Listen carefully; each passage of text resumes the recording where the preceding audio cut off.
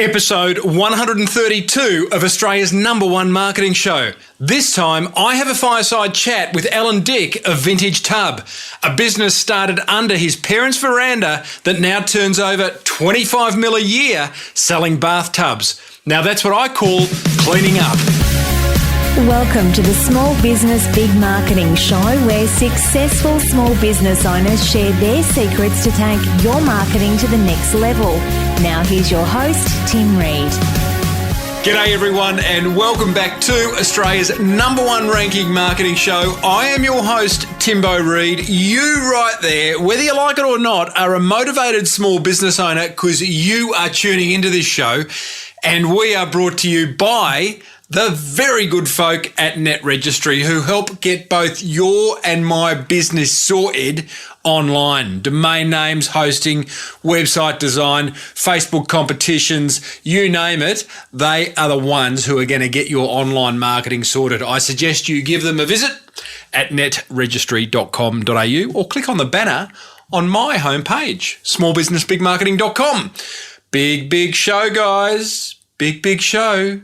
Before we get into it, welcome also to everyone at the Flying Solo community. Now, The Voice is back on. Oh, I love The Voice. I don't watch a lot of telly. I really don't. I'm busy making podcasts, but I do love The Voice. There's a lot of stuff I like about The Voice. And if you haven't listened to episode 89 of the Small Business Big Marketing Show, go back and have a listen to it. It's where I interview Adrian Swift, who is the executive producer of The Voice in Australia, and he is responsible for the marketing and for the runaway success that show was last year.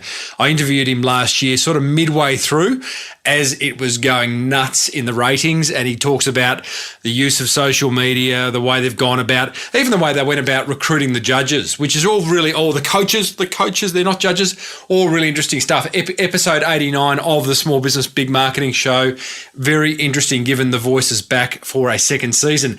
And I'm going to get through this episode because I want to go home and watch The Voice tonight. I know I'm a bit of a sucker for that reality TV. Now, just back from Sydney, had a wonderful family holiday in Sydney, an entire week being the ultimate tourist, did the lot. And, can't really ever take the marketing hat off, I should say. So I did have it on during my time traveling around Sydney, and there's so many marketing lessons. Boy, oh boy, there are so many marketing lessons to be had in the harbour city. It's an amazing place. As a Melbourne guy, I've got to say, Sydney siders, you have nailed it. It is the most beautiful city. Let me share 3 marketing learnings that we small businesses owners can take from the city of Sydney, because I think there's some really interesting stuff that we can kind of apply in our business.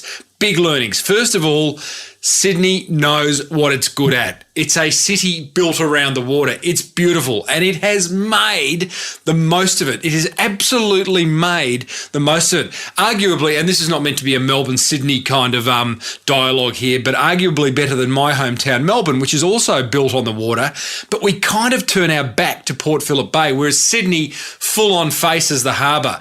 The marketing lesson there is know what you're good at, small business owner. Yeah, that's you. Know what you're good at and focus on that. And all the other stuff that you're not good at, either drop or palm off to someone else to do. Sydney knows what it's good at. It has built it's become the most amazing world city by being really clear on its what it's famous for, if you like, and that's its harbour. Number 2 marketing lesson from Sydney. By being good at something, you know you're going to attract customers. So Sydney obviously knows it's going to attract a massive amount of tourists, and that's their clients, that's their customers. So have great systems in place, right? And I've got to tell you, maybe I just lucked it, but Sydney's public transport system is red hot. It is absolutely red hot. Everything works in sync. It's all priced brilliantly, and it just works. So when you do focus on something you're good at, you are going to attract more customers, more prospects to your business. So have great systems in place. That's an overall business lesson, I guess, but also as a marketing lesson, have great marketing systems in place so you can get your message out more often. More good messages out more often means more prospects coming to your door. I'm tripping over some of my words today, but hey, I've just got back from holiday. I'm kind of chillaxed still. That'll change tomorrow when I get back into the madness. Marketing lesson number 3 from Sydney. Joint ventures between key attractions. Sydney did this so well, and we should too as small business owners. We should strike joint ventures with other businesses who share the eyeballs and the attention of our same prospect group, of the people who we are trying to target. Sydney do this so well. You go to the aquarium, and as you're at the aquarium, there's signs suggesting you should go and visit Madame Tussauds or the Maritime Museum or some war barracks, or they go and do a cruise on the harbour. And then when you go and do the cruise on the harbour, it says go and visit the aquarium or go and visit Madame Tussauds or whatever it may be. Wonderful joint ventures established between the key attractions, and we should be doing that too. Joint ventures give you leverage, guys. They get you in front of more eyeballs without doing massive amounts of work. It's about sharing the love. So, they're my 3 marketing lessons from a family holiday I have just had in the beautiful city of Sydney. And, the funny thing was, it's really interesting when you go and look at something through different eyes. Every time I go to Sydney, it's on business, it's to give a talk, it's to meet with a client, and I see it through a different lens. And so going there as a tourist with my family, I saw that place from just through a completely different set of glasses, if you like. And it's a great thing to do with your business. If you can somehow take off the business owner's cap or the marketer's cap and look at it from your customer, for example, that's a really powerful marketing exercise in itself. All right, next, last week's episode. Shane, the email marketing guru Tilly. How much does that guy love email marketing? The feedback I've had on that episode has been splendiferous, and Shane has been kind enough to send me an audio file which I am going to post in the Small Business Big Marketing Forum, where he has gone and answered every single one of the listener questions that weren't answered in the episode I did with him last week. If you are troubled, disappointed, frustrated by any aspect of email marketing for your business, and in Shane's view, it is the most powerful marketing you can do, and he explains why. We dissect an email marketing campaign in that interview. Have a listen to that interview and join the Small Business Big Marketing Forum, because that is where you're going to find the extra little crunchy bits that Shane has put together for us. The forum's $49 a month, guys. It is gold. I'm in there every day answering your questions. Everyone else is in there. There's other members in there as well. We're talking marketing. We're posing questions. We're putting marketing materials up. What do you think of my brochure? What do you think of this page on my website? How should I approach my video marketing? What do you think about advertising on the local radio? All these kind of questions are getting answered in the Small Business Big Marketing Forum. Go to smallbusinessbigmarketing.com, click on the forum button or click on the products page. It is up to you, and you will be able to sign up there and then, and you'll be in the forum quicker than you can say, gee, isn't the Small Business Big Marketing Show a very, very good marketing show? Now, so Shane, Tilly, wonderful email marketing stuff. The rest of it you'll find inside the forum. Okay, this week's interview is with Alan Dick of VintageTub.com. Now, VintageTub.com is a seriously successful website that sells baths. Yep, baths. Let me just share a little bit of Alan's bio. Alan's e-commerce career began innocently enough in 1998 when he began helping his brother build an e-commerce presence for his fledgling tub refinishing business. He did it under the deck of his parents' home, as you will shortly find out. It's now a $25 million a year operation, small business if you like, and it is in the top 500 internet retailing companies in the United States of America. And it's the largest family-owned retailer of reproduction bathroom fixtures in the United States. Ellen started that business. He's now stepped outside of that business. His brother runs it. Ellen advises and consults to it. And he's in Australia at the moment because he is speaking at a conference that my wonderful sponsors, Net Registry, are actually sponsoring. It's called the Melbourne E-commerce online retail conference. And it is in Melbourne at the Convention Centre, April 16 and 17, 2013. Alan's speaking there. He was also kind enough to come on the show and just share some absolute gold. And we have a wonderful discussion about, online versus offline. They've got a showroom, a fully fledged bricks and mortar showroom, all that type of stuff, as well as this incredibly successful online business selling refurbished bathtubs. So wonderful interview. Pen and paper at the ready, guys. There is marketing gold dripping from your earphones in about 5 seconds' time. Here is Ellen Dick from vintagetub.com. Ellen Dick from Vintage Tub. Welcome to Small Business Big Marketing. Good to be here, Tim. Thanks for having me. Mate, it's a pleasure. Now, a $25 million a year internet retailer, top 500 internet company in America, et cetera, et cetera, et cetera, et cetera. It started... Et cetera, et cetera, et cetera, et cetera. Yeah, it sounds impressive, doesn't it? Well, they're nice numbers. I'm going to ask you for some more numbers in a minute, but it started under the back deck of your brother's house. Under my folks' back deck. Well, if you want to hear the story, that's why you're here. That's why I'm here. It started with an idea that I had about flipping homes. There was a lot of older homes in our area. We decided to go renovate them, and we'd start ripping, all the old stuff out and put new stuff in, kind of basic renovation. And we noticed that there was a lot of old cast iron clawfoot tubs, those old big heavy soakers. And my idea was to take a sledgehammer to them and destroy them and throw them in a dumpster. And my brother at the time was like, somebody somewhere's got to be buying these things. So he calls around and finds a company in New York City that says, yeah, we'll pay you $50 a piece for them. And so we save a bunch of them up and get a used trailer and start loading them up and taking them into the city. And we come out and made $300 on 6 tubs. That's awesome. That's great beer money, off we go. So we stopped doing the home renovation, but my brother's intrigued by the selling of these tubs. So then he starts placing an ad in the local, we call it a paper shop, but it's a local classifieds paper. That's all it is, just classifieds. And he said something like, I'll come to your house and remove those old tubs for free, as long as you've got all 4 feet. And people called left and right, and we would find tubs in farmers' fields and under foundations and used as troughs and as, grottos for the Virgin Mary. I mean, any conceivable way, planters, never as a tub. I mean, it was always as something else.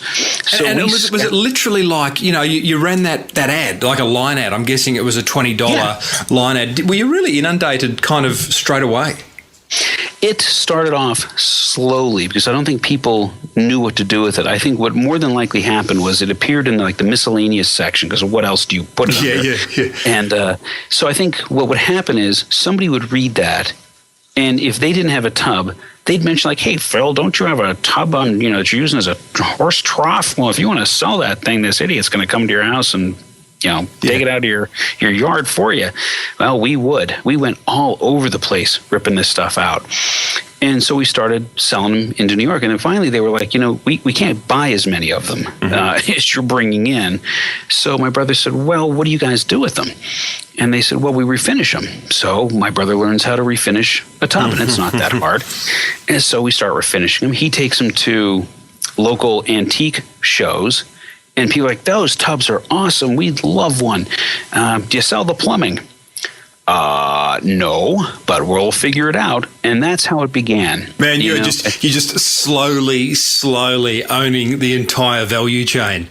I think what it came down to, and when my brother and I talk about it, looking back on it 20 years later, I think what it was that we just wouldn't say no. And I think that served us well at the beginning. You just did whatever it took. But now, as a company that's maturing into a larger company, right? There's 45 employees now, and there's actual discipline occasionally, in what we do in our thinking. I think what we've discovered is that you have to say no a lot more. You really have to constrain yourself, or you will wind up just swamped. That's interesting. Let's just talk about that moment, because you've gone from you and your brother having some fun. Yeah, and realising that, we've hit on something here, and you've realised that all of a sudden you can own more of the value chain, you can earn more dough. Can you remember the point in time when it all of a sudden was like, this is getting serious?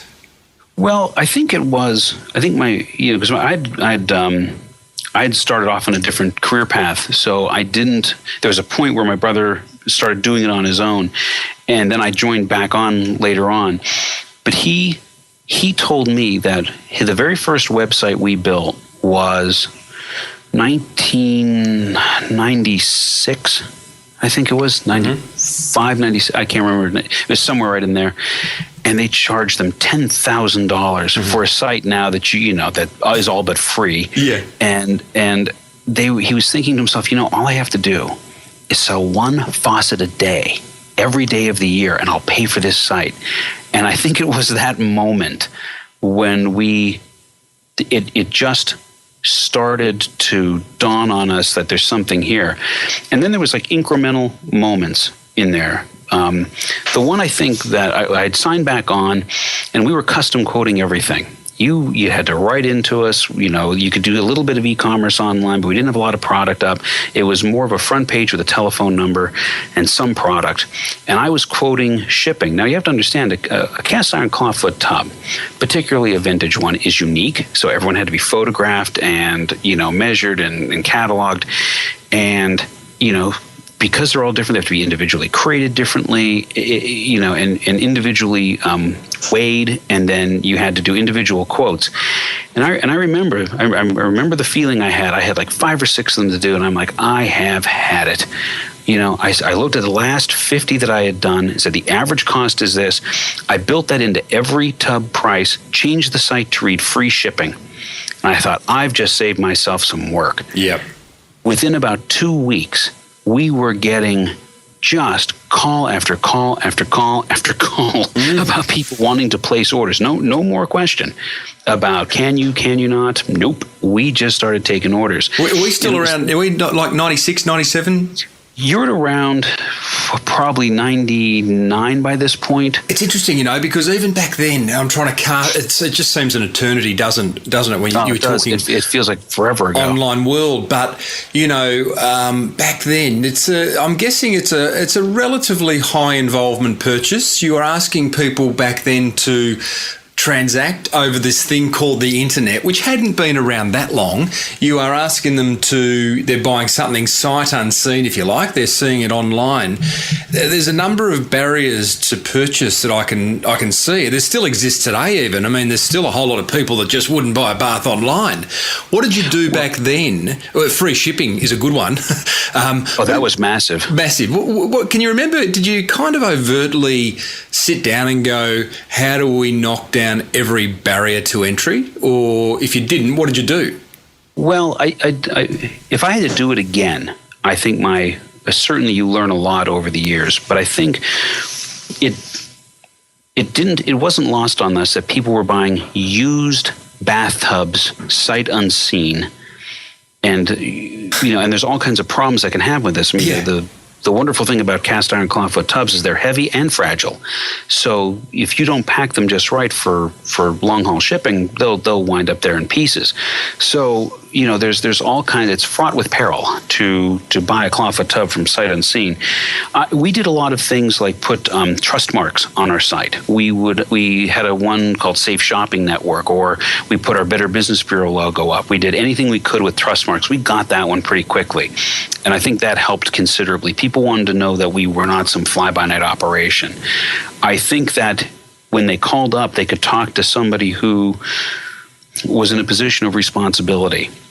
So clearly, your phone number's front and center of your site today. Back then, it was too. Yeah, absolutely. Yep. And I think just by the fact we knew what we were talking about, and we had the trust marks on the site, I think that calmed a lot of people down. And we're still big into the trust marks. We realize that people don't know who we are. And I think product ratings and reviews, I'll take a side journey here on that one. We were certainly one of the first smaller companies to actively embrace ratings and reviews. I don't know if you guys are familiar with Bizarre Voice and Power Reviews. They're now one and the same company. But the joke at Bizarre Voice is we're lucky number 7. We're their 7th client. And I don't know how many thousands they have now, but it's we were there near the very beginning. Explain what that is. Yeah, product ratings and reviews are when customers I get that. Feedback. The eBay's built on it. Feedback. Well, what happens is when people leave ratings and reviews for a product, it does 2 things.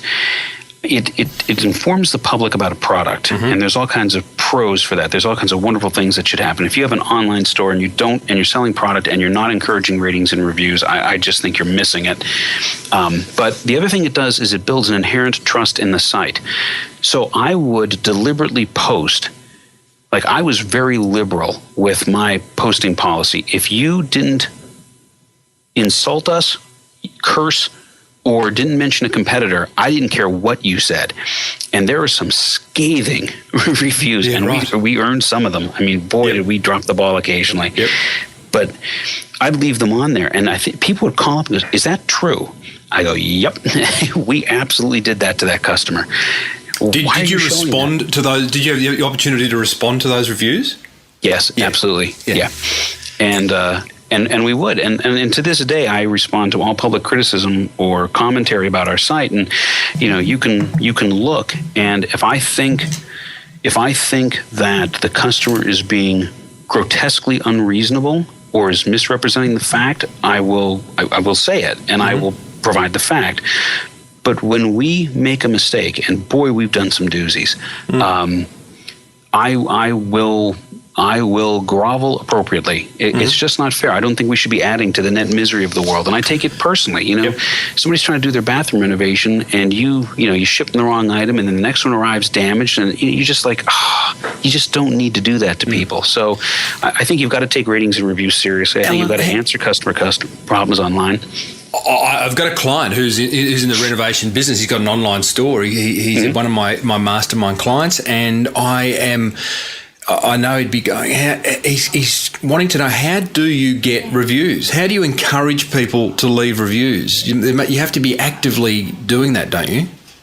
Well, you actively do. We'll send an email out 4 to 6 weeks after a purchase asking people to rate their product, and we get a decent return on that. One of the things we did years ago, and we've done it I think 3 times now, we do it about every 2 years, is we have a review for charity. And we'll let our employees pick a charity that they like. Last time it was Alex's Lemonade Stand, which is a girl who passed away, a little girl from Philadelphia who was diagnosed with cancer and passed away from it. And her family started this little lemonade stand because that's how she was raising money to pay for her cancer treatments. True. And so it's it's a great charity. And we teamed up with one of our vendor partners, one of the people who supplies with products, and we said, how about this? How about we email everyone that's bought from us in the last 2 years, and we just ask them to review their products. And for every approved review on our site, both of us will donate $2.50 to the Alex's Lemonade Stand Foundation. And in a period of about 3 weeks, we generated $12,000 in donations to this charity. And that's a lot of reviews. That's 1,000 or so reviews. I think it was roughly 1,200-ish. And for a small company like ours, I mean, that's good. It was a good return rate. Let me just get that clear, because this is interesting. I want to have a talk about online, offline, because I think this discussion relates as much to an offline business as it does online. But you've identified a charity. You've sent an email out to everyone who's bought a product from you in the last 2 years last year and said, hey, would you mind giving us a review of how your product's performing? If you do, we're going to donate $2.50 to a charity, Alex's Lemonade Stand, and it's going to work. It's going to be good for everyone. Everybody wins. Everyone wins. 1,200 reviews come back. What did you do with those reviews? Did you put them specifically against each product that it referred to, or is it just is there a very long testimonial page? Where did you put them? No, it's against every product. So if you go onto our site, you can see you can look at any product, and most of them, the majority of our products have at least one review, but there are some that just, people cannot talk enough about the, curved shower rod, or they cannot talk enough about a shower curtain with a panel in it. We have hundreds of reviews on those, and we just post it to the product. And our functionality that we get through Bazaar Voice allows customers to go through and sort by high rating, low rating, relevancy, number of positive votes. I mean, looking at it now, you can really dissect the reviews quite easily. Yep. Yeah, great. Love that.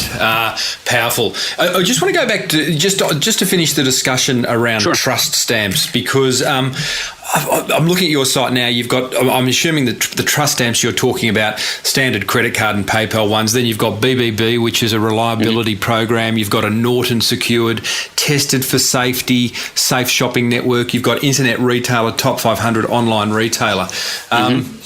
I guess there's some brands there. Norton is one that sticks out. Obviously, Visa, MasterCard, etc. Not so much trust stamps because they're just methods of payment. But what am I asking? Do people really trust them? I think they do, and I think there's other trust things we can do here. For instance, like even if you go into the middle of our page, you can see that we put some of the top manufacturers that we carry. The fact that we're a Toto or Bertazzoni or Roll dealer or American Range dealer, I think that brings a level of trust and panache to our site. Brand names. You can trust us. Yep. I think when you look at the Better Business Bureau is very large in the United States. I think it's a good standard reporting agency. Norton tells you that the site is fairly secure. The different payment methods show you that we have that kind of clearinghouse capability. The internet retailer is saying that we're a top 500 retailer. I think the message that says is that we're large enough. We're at least sizable enough to be in that list. So I think there's when we looked at that, we didn't want to overwhelm folks with the trust, but we wanted to let them know that you can trust us. We are trustworthy. I'm looking at the site now. I'm going to be constructively critical, but go at it. But it's going to be critical about. What's that? There's plenty to be critical about. Well, you know more than me because you're part of a $25 million a year online business that sells vintage tubs and baths. So what would I know? But with my consumer hat on, I go to the site and it feels like a site that hasn't had an update for about 7 years. Well, see, that's where I totally say you were wrong. It hasn't I love it. Update in about 10 years. 10 years it hasn't had an update. Oh, goodness me. We're in the process of modifying it. We had a number of different business challenges that we had to face. One of the good problems we had was that we grew faster than we knew what to do with it. And I'm an American history major. I'm not some great venture capitalist. I'm not the brilliant entrepreneur. My brother is a geologist by training, so it's not like we did the MBA program and then got venture capital and decided to fire this thing up. Yep. This was it's a series of happy accidents. And I think when looking back, the first problem was we didn't have a handle on the money. When you start pushing over $1 million a year, the money can start getting away from you. The flow and velocity of money coming in and out of your business and the timing of it and how you think about it changes dramatically. And we just didn't have that training. So you don't think about it until, fortunately, the people you hire to look at, hey, you got to be thinking about this differently. It's not just a matter of us crunching numbers. You have to think differently about it. And then it became an issue of how do we find efficiency? So then instead of, again, working on the site, we went out and secured supply chains, so we could get out of the antique business and get into the standardized, mass-produced ones. Now we have arrangements with manufacturers all over the world. Simultaneously with that, one of the strategies we pursued, and again, it was at the expense of paying attention to the site, was when the dot-com bust hit, right? When everyone was talking, oh, you got to get eyeballs on the site, and it's not about conversion, it's about how many people see it. And my brother and was I... Was that W.C. Fields saying that? Well, it's just my idiot voice, the voice of disdain. Yeah. Even when everyone was talking about that, and there was the pets.com and all that silliness, I get it. But for us, it was always about, we got to pay the bills. The eyeballs don't pay it, sales pay it. So when I realized, I guess I had a kind of an epiphany. I realized that for that brief moment when it collapsed, Vintage Tub was going to be in a great position because we were growing and we would need the services that all of these web providers were providing, and there'd be limited buyers for those seller services. But I also knew that the internet wasn't going anywhere and that these big companies were going to figure it out. And the moment they did, they were going to turn around and suck all of the talent out of the room. And we would be left high and dry. We wouldn't be able to hire the talent, wouldn't be able to go out there and get the vendors we needed. So I started around 2001, 2002, going out and networking aggressively at the major conferences. And that's me coming out to Australia is one of those, is a long offshoot of that. But we found that aggressive networking, going out and speaking at the shows, telling our story, then beginning to moderate panels, and then beginning to moderate entire tracks, that gave us incredible access to knowledge and information. And I think that was one of the transformative things that we did, was to get out there and be just in the mix with the best people we could possibly find, the most knowledgeable people. And it has paid dividend after dividend after dividend. And then, of course, we went on to, get a new ERP system, a new back-end system, and new accounting systems. And so finally, the very last thing we're going to work on is the shop front. Yeah, it's the shop front. Everything else is taken care of now. Love but it. It's taken that long to do it. But what great learning. I mean, big deal if it looks 7. Well, it's now, you've confirmed it's 10 years old. It's functional. It's selling. It's a fossil. It's a fossil selling $25 million of baths a year. So well done on that. And now tell me, what role does eBay play in the mix? Because I can go to vintagetub.com and buy a tub, and it looks as though I can also go to Vintage Tub on eBay. Is that an additional large distribution channel? Is it a clearance house? What is it? It's more of a clearance house for us. eBay was instrumental in my learning. When I broke away from the business near its infancy, once we got it initially started, I broke away and did my own thing. One of the things I did was liquidate local businesses online, and I would list their items for sale on eBay. Now remember, this is back in 97, 98, and I misspelled something once. And I've been known to do that, but I misspelled something, and I didn't catch it until a couple of sales cycles later. And I'm like, boy, this item is selling. And I looked at it like, no one's looking at it, but I'm constantly selling at it. And it dawned on me, my first great insight into pay-per-click and SEO advertising was that if you have a common misspelling for a word and you rank well for it, fewer people look for it, so you have less competition.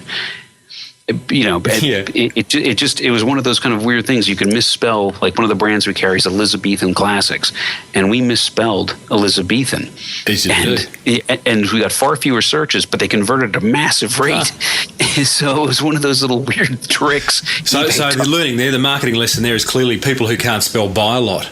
That's right. Yeah, we're out there, and but it was just one of those things that eBay taught me, and it got me thinking about the power of the internet. So my brother approached me and said, "Hey, we're really thinking about making a full-time go of this business." I was like, "Well, you got to believe in the internet, man. I'm selling hundreds of dollars a month." So. Yeah, and the first year we were in business, I always joke about this. The first year in business, it was my brother, his wife, and myself. And the first year we had net profit of $19,000, and we call that the year of starvation. And then off we went. But no, we believe that eBay, I think the value for eBay for us now is not as great as it was to begin with. It's a clearinghouse now, but it was instrumental in teaching us how to sell online in certain ways, and it also inspired us. It was like, no, the market's there. We just have to figure out how to get to them. Now, you have a showroom as well, don't you? You have a bricks and mortar, somewhere to go. I can touch and feel your baths. If you want to touch and feel our baths, you're more than welcome to. Cool. Yes, we have a showroom, partially because we don't get a lot of traffic to it. I mean, we have it's a very nice showroom. It's nicely laid out, but it's not a prime focus. What winds up happening is that, especially appliance dealers insist that we have product in a showroom, and I think that's a throwback to the old days of when the brick and mortar stores had to put it in there. So that's what we've got. We got lots of stuff that very few people see, but that's okay. At what point did you open a showroom? We had a showroom of sorts, and I'll use the term very loosely, about maybe 6 to 8 years ago. Right. But we now have a real showroom now for about 3 years. It's not an easy, I mean, I had to dig deep to find that on the site. It's obviously not something you promote, and given you're an online store, an online business, I mean, it's probably limited in terms of people who are ever going to go there, but it's obviously a good credentializer. If people go, oh, these guys actually do have a high street presence, they must be good. Yeah, well, one of the things, I mean, certainly when someone takes the effort to come to our showroom, and I remember this when I was actually still selling out there, right now I'm just in product acquisition, but when I was actually meeting customers and selling, it was like an adventure. You can drive 2 hours west from New York City and come to the wilds of Pennsylvania and see these tubs, ooh. Yeah, they'd spend all day and have a blast, Crazy and they day loved out. it. Oh, yeah, it was a wacky day out. Go home clean. Yeah, visit the folks out in Pennsylvania, as we call ourselves. Right. But they really enjoyed it, and it still happens today. Folks come out, and it's a special experience because we'll actually take a salesman and they'll sit with them, and if it's an hour, it's an hour. If it's 3 hours, it's 3 hours. We don't really care. If someone makes the effort to come out and see us, we're more than happy to talk to you. Mm-hmm. So it's still small but special. Now, that brings me to the discussion. And by the way, listeners, I'm talking to Alan Dick, who is one of the founding employees and brother of the owner of Vintage Tub. And Alan's coming to Australia in a couple of weeks' time to speak at, it's an e-commerce conference, isn't it? It's online e-commerce, Melbourne. It's going to be, it's going to be let me get my dates straight here. April 18, 19, I think, from memory. Yeah, I think that's what it is. Yeah, and there's a pre-conference issues the day before, I think on the 16th. So, it's a good show. It's a great show. In fact, my sponsor, Net Registry, are one of the sponsors of that conference. So it's got to be good. Alan, I'm really keen to understand. I want to talk offline.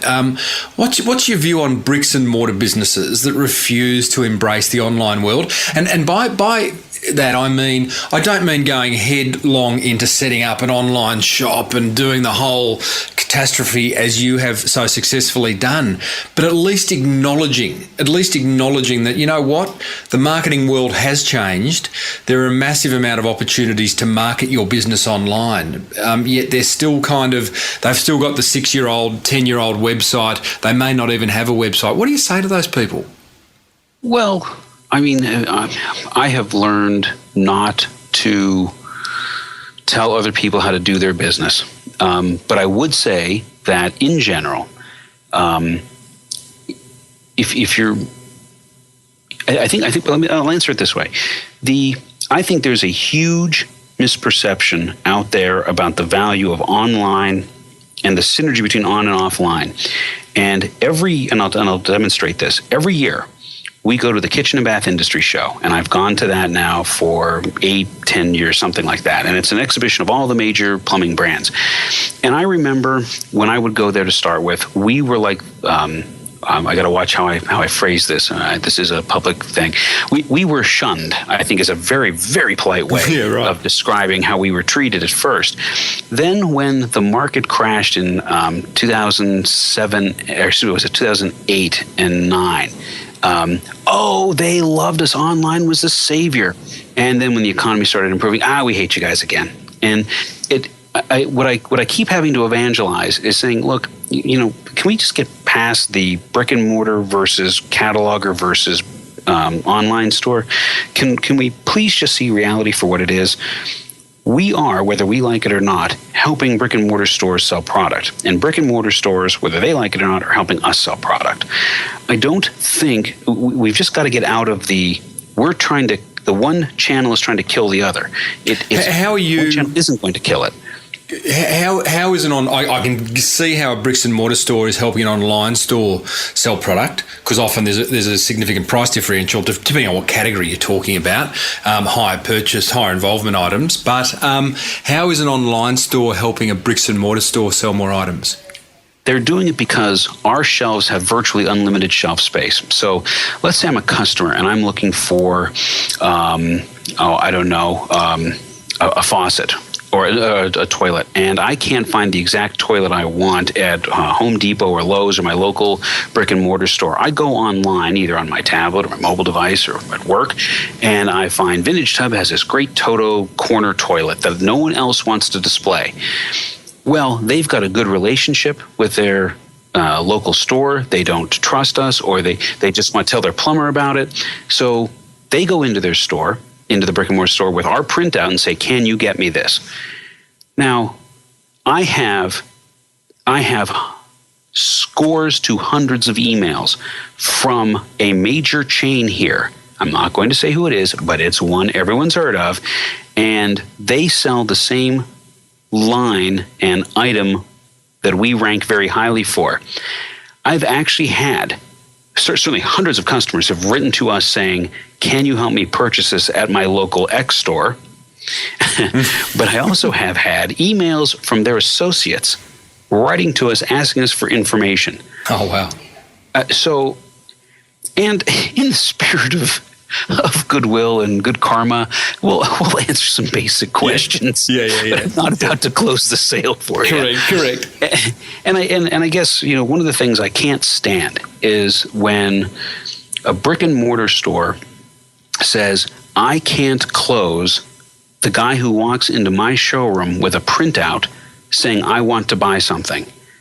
I mean, unless they're buying that product at such a disadvantage, and there's no excuse with appliance buying groups and some of these other potential things that people can do, there's no excuse why brick and mortar stores, even of a moderate size, couldn't compete against us. It's just silly, So I don't have any sympathy for people who don't know basic closing techniques. I'm sorry, I just don't. No, fair call. I'm certain I'll get hate mail for that, but that's how I feel. I just won't give out your address. Well, please do. Hey, Alan, thanks so much, mate, for appearing on the Small Business Big Marketing Show. I think it's a great story. I look forward to the next iteration of the website. When it's done, feel free to share it, because I'd love to see it. And I'll put links in the show notes to vintagetub.com. And we appreciate it. Go and check all about it. And do you deliver internationally, or is it all USA, Canada? I've overnighted a tub to Tokyo. Wow. That was one pricey delivery. I bet it was. Yeah. Well, so, but yes, we can. We certainly can. Love it. Alan, thanks for appearing, mate. All right, Tim. Thank you so much for having me. Good day, everyone. There you go, folks. That is Alan Dick from vintagetub.com. 3 marketing learnings I took from that interview. Number 1, and this one sort of makes me chuckle, sort of frustrates me at the same time. Don't wait for your website to be perfect before getting on with the rest of your marketing and or with the rest of your business. The number of times I hear small business owners saying, I'm just getting my website sorted out before blah, blah, blah, is incredible. I see it in the Small Business Big Marketing Forum. I hear it on the Deep Dive, the Small Business Deep Dive Mastermind that I run. And I think it's kind of an excuse. We hide behind it. I've been guilty of it as well. I'm sure many of you have too. Websites are important. Website is the hub of your marketing. There's no doubt about it. We are who Google says we are, and we want our website to be rocking. But it shouldn't be an excuse for holding back on launching into a social media strategy or a networking strategy or a video marketing strategy or whatever it may be. Get your website right, but get on with the other stuff as well. Marketing lesson number 2, entice testimonials. I loved that idea that Alan had of paying past customers. Well, not paying past customers. That would be bribery. Of actually suggesting to past customers, if you provide a testimonial by reviewing a product that you have purchased from us previously, then they will pay $2.50 to the local charity. I love that. I think that's a really clever idea. Don't underestimate the power of testimonials. I hear some people occasionally say, oh, no one reads testimonials, whatever. Get them nonetheless, because some might, and they may turn into customers themselves. Number 3 marketing lesson from that chat with Ellen: sell offline and online, right? So there's this I see some businesses racing down the online track and forgetting their offline presence. And I see others racing down the offline track, the bricks and mortar business, and forgetting their online business. There is a role for both. Vintage Tub have proved that with the showroom they've got and this extremely successful online part of their business, or major part of their business. So look after both. If you are a business owner sitting there neglecting your online strategy, then change things. Contact Net Registry, join the Small Business Big Marketing Forum, join the Deep Dive Mastermind. Just get some knowledge around it and build that online presence as well as your offline. So there are 3 marketing lessons I learned from the interview. Now, next week and the coming weeks, great interviews coming up. I've got so many listener questions. If you have sent me a listener question or comment and I haven't replied, I am so sorry, but I have got so many piling up, and I promise you they will be covered off in the coming weeks and months. We've got David Maloney, the CEO of V8 Supercars in Australia. That is a small business. He employs 60 people. Sounds big, but it's small. It's a business with a wonderful brand, getting great exposure around the world. I have a wonderful chat with David Maloney. I was a guest, as you know, I mentioned I was going down to Launceston last week, guest of Microsoft 365 Office, and they actually allowed me to interview the CEO of V8 Supercars, which is absolutely fantastic. Had a great weekend down there, by the way, and thank you, Microsoft, for that. I've got Heather Smith coming up. She's a small business author. Listener questions, as I said, and so much more.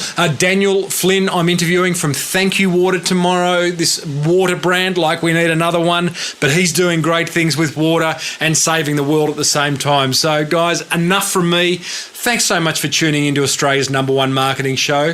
You are the wind beneath my wings, as a wonderful 1980s singer Colin Hewitt once sung.